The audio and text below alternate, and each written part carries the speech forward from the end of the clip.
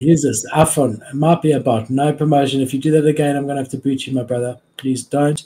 All right. We got Rockstar Games. So these are the guys. I mean, this is a huge gaming place, right? Yeah. Grand Theft Auto.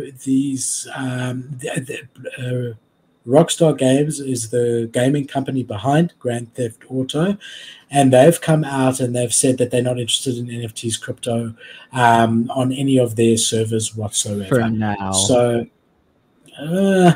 we saw the same thing with Microsoft, right? We saw the same thing over there.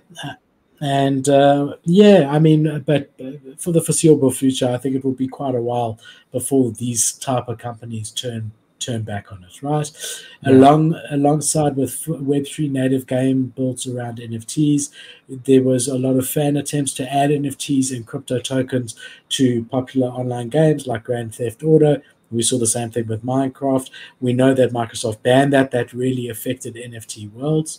And last week, Rockstar Games updated its website to stipulate that fan operated from their servers can no longer utilize cryptocurrencies. So no crypto assets, meaning NFTs, because they were doing something called a sort of role player server for years. And allowing platforms such as Twitch and things like that, that's no longer the case. They are now banning it, and it's effective immediately. And here's their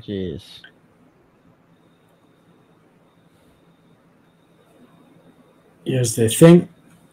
It's been brought to our attention that we've been notified from the legal counsel. It sounds like, guys who sit next to God himself, of Take-Two Interactive Software, parent company of Rockstar Games. We've been asked to cease all operations on Trenches.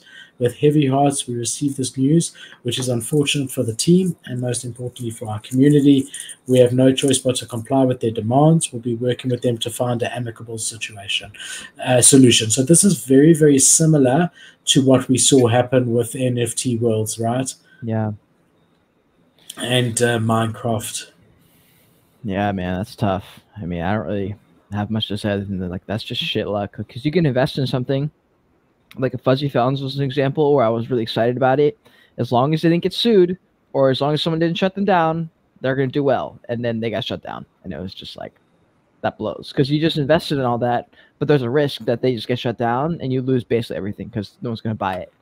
And that just happens sometimes. Imagine you were at NFT Worlds though. I think actually you were part of that, weren't you?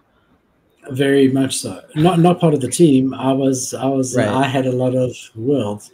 I wasn't burnt by it. I actually sold out prior. I didn't have insider knowledge that it was going to happen. But remember, I didn't. I didn't have insider knowledge.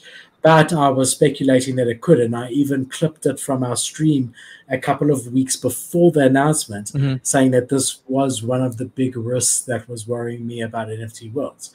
Yeah, true. Whenever you're reliant on like one customer or one supplier or one whatever, you at huge risks. So I remember when I started Perkle, I was studying and I was doing those jobs. One of those jobs was I was working in pharmacies. I was selling supplements for a company, like protein shakes and things like that. And in my marketing degree, while I was studying, they said we need to do a case study on a company that we've got some knowledge of. So I did a case study on the company I was working for, the supplement company, where I was placed in pharmacy selling supplements. And the big risk that we came up with was that this particular company, I'm not going to name them, the supplement company, their only customer was the pharmacy chain. So the pharmacy chain is massive. They've got there's like hundreds. The pharmacy chain was Dis-Chem. And in South Africa, that is the biggest pharmacy. It still is the biggest. It's like Boots of the UK, whatever. It's the biggest pharmacy chain. And then actually what subsequently happened was that Dis-Chem started bringing in their own range of supplements, like they do with so many other products. They see it sells so well. They've now got their own vitamins, their own supplements, and it did affect this company quite badly, but they were still allowed there.